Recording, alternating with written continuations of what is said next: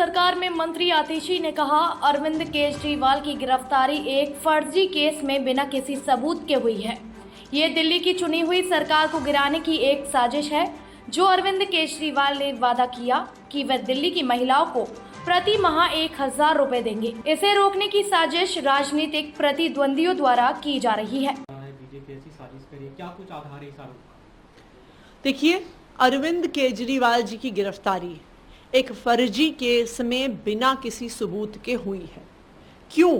क्योंकि ये दिल्ली की चुनी हुई सरकार गिराने की एक साजिश है। अब हम पिछले कुछ महीने से हो रहे कई कदमों को देखते हैं तो ये समझ में आ रहा है कि ये एक सोची समझी साजिश है।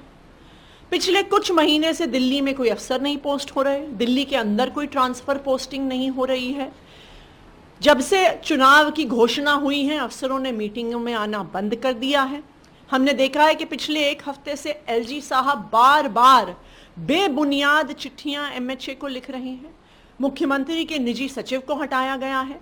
ये सारे इस बात के लक्षण हैं कि दिल्ली की चुनी हुई सरकार को गिराने की कोशिश हो रही है।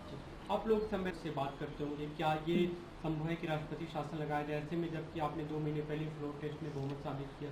17 फरवरी को दिल्ली की विधानसभा में फ्लोर टेस्ट हुआ और उस फ्लोर टेस्ट के तहत अरविंद केजरीवाल के पास दिल्ली विधानसभा में ओवरवेलमिंग मेजॉरिटी है, overwhelming confidence of the house है। लेकिन ये ओवरवेलमिंग मेजॉरिटी होने के बाद भी क्यों साजिश रची जा रही है दिल्ली की चुनी हुई सरकार को गिराने के लिए? क्योंकि ये अरविंद केजरीवाल के काम रोकने की साजिश है। ये फ्री बिजली रोकने की साजिश है, ये फ्री पानी रोकने की साजिश है, ये तीर्थ यात्रा रोकने की साजिश है, ये महिलाओं की बस यात्रा रोकने की साजिश है।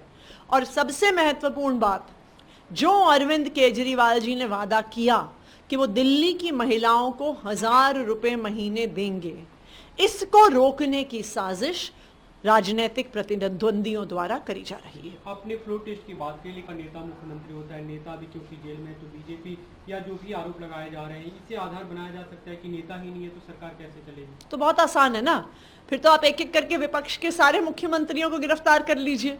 फिर आप कहिए कि संवैधानिक संकट आ गया इसलिए अब सरकार गिरानी पड़ेगी। ये भारतीय जनता पार्टी की एक पॉलिटिकल कॉन्स्पिरेसी है और इस पॉलिटिकल कॉन्स्पिरेसी के तहत ही अरविंद केजरीवाल जी की गिरफ्तारी हुई है और इसी कॉन्स्पिरेसी के तहत दिल्ली की चुनी हुई सरकार को गिराने की कोशिश हो रही है।